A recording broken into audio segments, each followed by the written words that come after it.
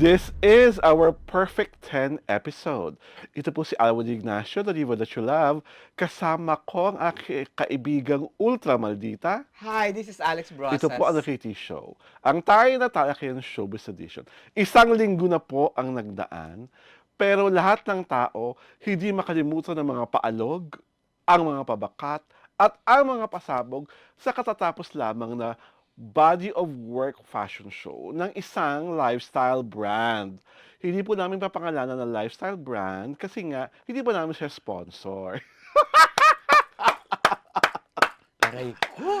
Pag-sponsor My na God. namin ng lifestyle brand, pwede namin siyang pangalanan. Pero yung pamagat ng nasabing fashion show ay body of work. So siguro naman, mga titin yan, hindi nyo na kailangang mag 1 plus 1 equals 2 kung ano yung pinag-uusapan naming lifestyle brand, di ba? Mare, sa mga nakita mo sa social media, kasi I was there during the actual program, sa mga nakita mo sa social media, kanino ka natuwa at kanino ka naaliw?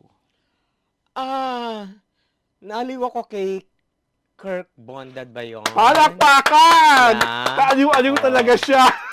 Naaliw ko kasi parang he was not gyrating, he was dancing. May pakaldag, may ano, di ba? Yes. Parang hindi naman very skimpy, pero skimpy pa rin, di ba? O, kasi ano yun tie-high yung Oo. yung Parang cut. bikini cut. Oo, bikini cut, di ba? Oo. So naaliw lang ako parang obviously he was enjoying himself. Yes, Oo, yes, di ba? Parang may sarili siyang mundo, wala siyang pakialam doon sa audience, Oo, di ba? Parang oo. I enjoy the moment, yung kanya ng yun ang Oo. kanyang ano. Pangalawa, this E.A. Guzman. Yes! The nerve, my God. Oo. I mean, siguro, kung naisip niya yon last minute, aba, kudos. Kasi, di ba, ang galing, di ba? Oo. Oh, kung hindi yun, ang tawag dito, planado, aba, bonggang-bongga yun. Yes. Nabigla niya, Ang he was lahat. able to pull a very big surprise. Yes. And a very welcome surprise.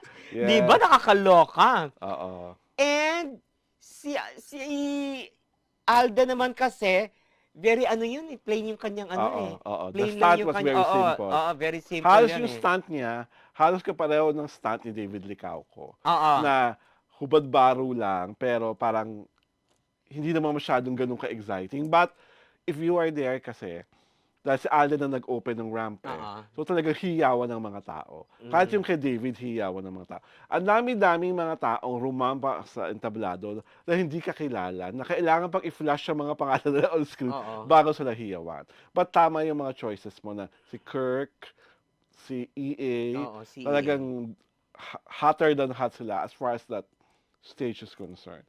At yung crush mo, I don't like him na. I don't like him. Hindi. Kasi he looks sa video, he looks yung pandak. Oo. Pero matangkad-tangkad naman siya in he's like about person 5'8" in person. Pero sa stage, lalo siyang mukhang maliit. Oo, Kasi kasi nga, very, puro- yung katawan niya, parang, Oo. di ba, bato-bato, absorb, Hindi di ba? naman pa so, tamang-tama lang yung sakto. Pero ang kinabaliw talaga ng lahat kay TJ Marquez, pagtalikod niya, nagsashay. Kumendeng. Aray ko, my Sabi- God. Sabi ka naman katabi kong mga vlogger, kasi we were seated in the press box. So kitang-kita namin ang mga kaganapan sa stage. Sabi ng mga sisters ng mga vlogger na puro bakita, ay, best in kending si si TJ Marquez. Aray ko. Pero his buff, ang ganda ng Ang ganda. Yung pagka-buff niya is pagka-lean. Sa akin, body-wise, ang pinakagusto ko yung kay EA kasi Pinoy na Pinoy. Pero he looks, small in the screen. Okay lang yung small stage, but nakatawan kasi is Pinoy na Pinoy. Hindi kagaya ng iba na alam mo nagpapandesal, nagpaka-brawny. Pero sa akin yung pinaka-sexy as far as the men is concerned. Sa akin si Edgar Allan Cruz kasi nga Pinoy na Pinoy. I also like, the simplicity of, Andres Mulak. Ah, yes. Oo, very simple. May pa-navel, di ba? That's all I can, for now. I can show for now, di ba? Parang ganon. At ng klase nilang, ang klase nilang rumampa. Oo, tsaka si of course, Joshua Garcia's number Although, was ang dami na, although Joshua was like grabe yung audience impact. Mm. Kunyari kasi ang drama niya, natutulog bago gising 7. Yeah. Ang hiyaw ng mga tao. Parang, I woke up like this? Oo, My ayun. Pero God. maraming mga tao na parang na-off. Kasi supposedly, this is an underwear fashion show. Tapos ikaw balot na balot ka. Oo nga. Diba? Isa pang balot na balot na maraming na-disappoint kasi nga sa social media nagpapa-armpit reveal na siya, nagsusuot ng mga puting sando, si Kyle Echari. Si Kyle. Oo. Kasi Kasi naka-all black siya eh. Oo nga, he's young pa naman kasi. Yung parang, Wala pa siyang confidence. Parang mga tao, sa pagkasama niya si confident? Sino? Si Andrea? Oo, Pero syempre, yun. Tsaka out of town, yun eh. Sorties yun eh. Out of town, yun eh. Diba? So, hindi siya sanay sa napakalaki ng crowd. It's a 23,000-seater, yata, di ba? Ang MOA, di ba ganun? 20-something seater. At that 23,000-seater venue, dumagundong. Dahil nga, eto na, grabe po ang importansyang ibinigay ni Ninang Bench sa SB19. Sa simula pa lang ng video, ng opening ng show, nakikita mo agad sa video na sa gitna palagi ang picture ng SB19. Tapos nung nag-perform na sila, kasi video muna eh. Video ng parang video collage kung ano-ano nangyari. Paglabas sila, talagang literal, dumagandang. At kami sa press box, nagtayuan kami talaga. Para mapanood kasi this is like the very, very first performance of them. So, grabe.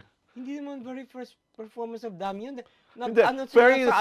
Very first performance in a big venue like the arena. Nagawa na ka concert Showtime. venue. Nagawa na ka Showtime, nagawa na sa All Out Sunday. Pero yung concert venue performance, ito yung kauna-unahang pagkakataon. So nagitla talaga ang lahat. Sa video na panood ko, talagang dumagundong, naghiyawan yung mga tao. Oo. It was rinig na dinig mo. Talagang wala siyang Hindi siya yung canned applause. Yes, hindi. Diba? Talagang talagang organic nga ang applause, diba? Organic! Organic! Parang diba? Subscribers namin, organic to organic. So, ako talaga tuwan-tuwa ako watching the performance because yun nga, everyone knows naman, ako po ay fan ng SB19.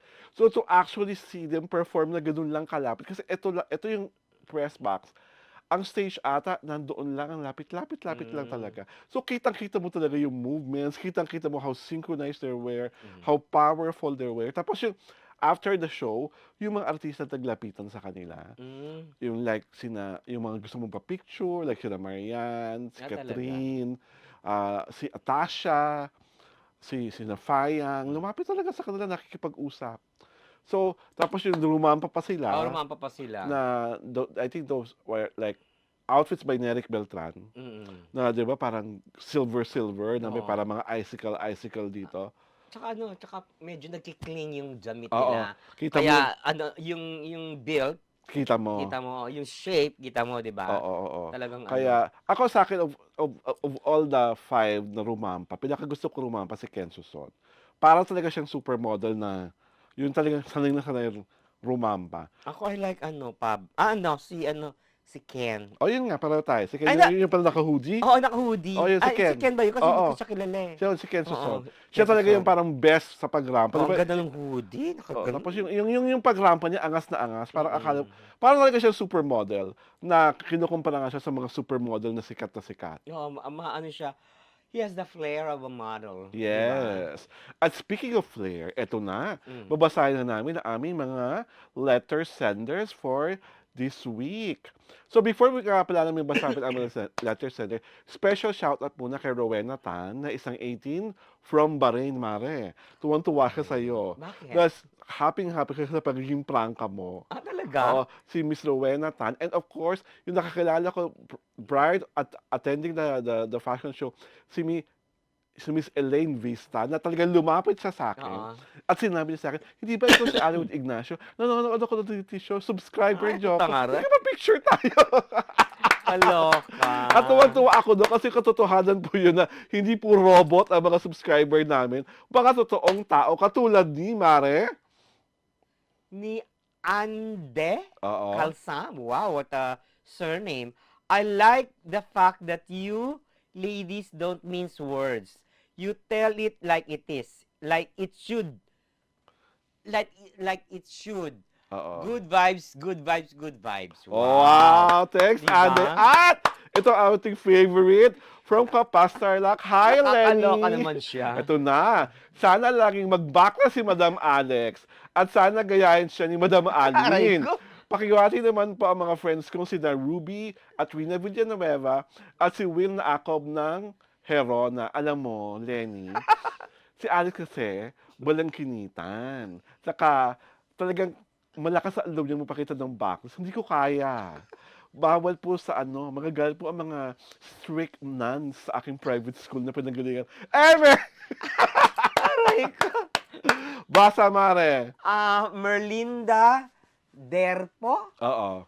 Aliw kayong dalawa. Agree ako sa lahat ng sinabi nyo.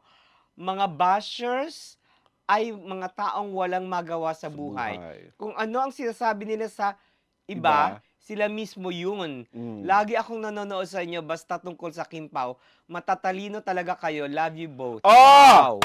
Diba? Yun Thank po you ang for the pang-uri compliment. ng mga host ng The Kitty Show. That makes us, alam nyo na, hindi kami nagbubuhat ng bangko. Galing mismo sa aming letter sender. Organic! Sarap! Organic, authentic, sincere.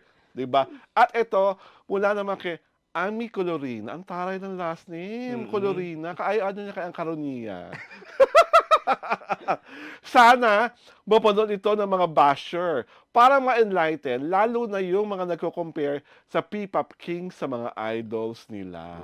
Wow. I think they're listening. Charot! Yes. I think they are They're what? Ayoko na ituloy. baka kung ano masabi ko, charot. Baka hindi nila kayanin, charot.